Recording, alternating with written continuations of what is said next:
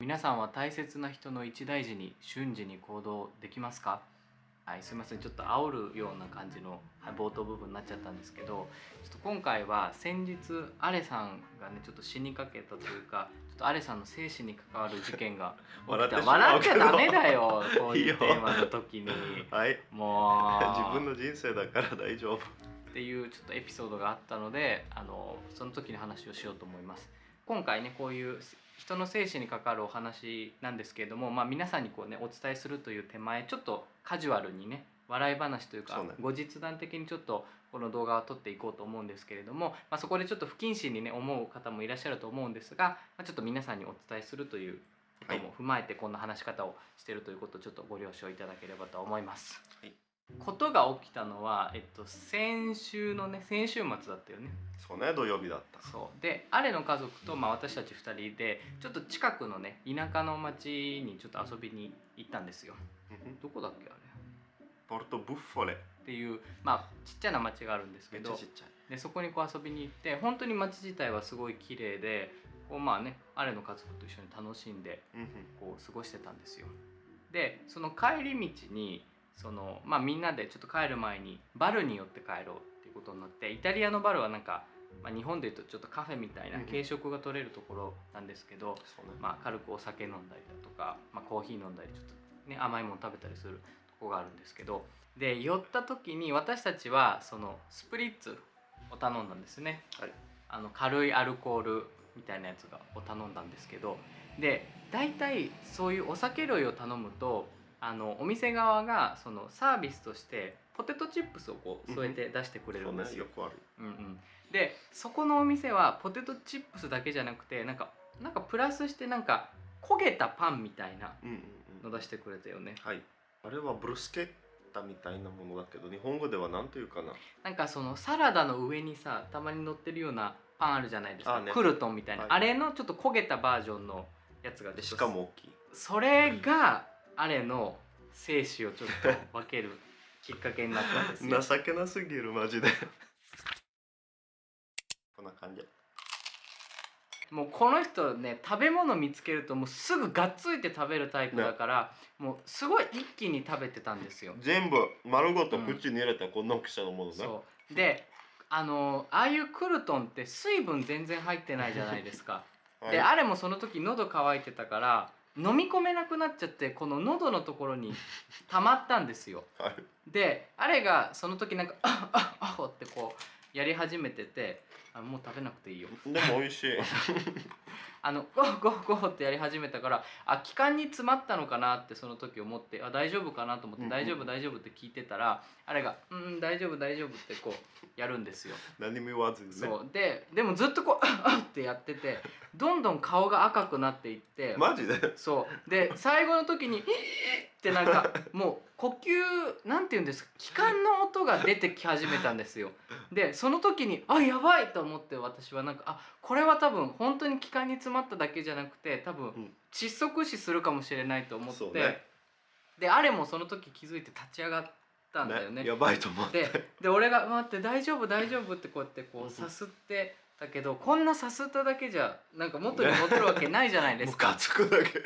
そうでももう本当に焦ってて何もできなくて、こうたださするだけしかできなくて、で目の前にちょうど頼んでたスプリッツがあることに気づいたから、じゃあこれ飲んでって言って、あれがそれ飲んでこう収まったっていう事件があったんですよ。本当すいません、今こいつめっちゃ笑ってますけど、こいつマジで不謹慎なやつだから、こういう話の時も本当に笑うタイプなんで、ちょっと皆さん本当にお気分害したらこいつのせいです。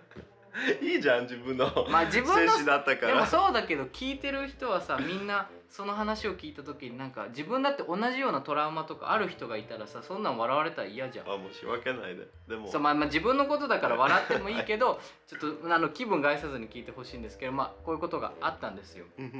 その後家に帰ったんですけど、なんか2人でちょっとその時のことをちょっと反省したというか、振り返りみたいな時間がちょっとその日の夜にあって、何を反省したかっていうと、私はその大切な人の一大事の時にその瞬時に気づけなかった。なんかただゴホゴホゴホって咳やってるから、ただの咳だろうとすごいこう軽く見て、その結局この気管から息がヒーって音が出るまで全然気づかなかった。いや自分でも気づかなかったよ。でかつしかもそうなったのにただこう背中をさすることしかできない。わかる？こうどんどん叩くとかなんかいろんな対処があったはずなのに、もうこんなさするだけで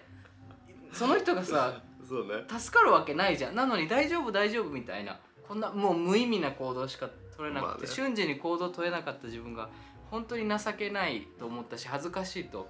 思った。振り返ってみると今全然外で働かなくなっていろんな人とね、不特定多数の人と会うことが減ったから危機感がなくなって、瞬時に物事に対応できなくなったっていうことと、自分が行動できないことにも本当にうなだれたというか、申し訳ない気持ちにいっぱいになったんだよね。アチョが対応できなかったのは本当に俺のせいだと思うんだけど、まずはもう周りのことを気にしすぎだね俺いつも。だから窒息しそうな自分を絶対に周りに見せたくなくて、まずは冷静に、もうちょっと頑張れば飲み込めると試したね。だから 2,3 回飲み込もうとしたんだけど、全然その食べ物がこう気管を通らなかったから、まずはとにかく周りに気づかせないことにした。なんか恥をかくことが死ぬことよりもそうね、恐れたってことだよね。最初はそうだった。人間はさ、もともと本能で動く生き物でしょ、なのにやっぱ社会的な生活が増えてきたからさ、普通なんか危なかったらさ「助けてくれうわ」みたいなことを暴れればいいのに、なんか冷静にこうなってしまうとこがあるじゃん。なんかそれをなんかこう夜2人でこう話し合ってた時に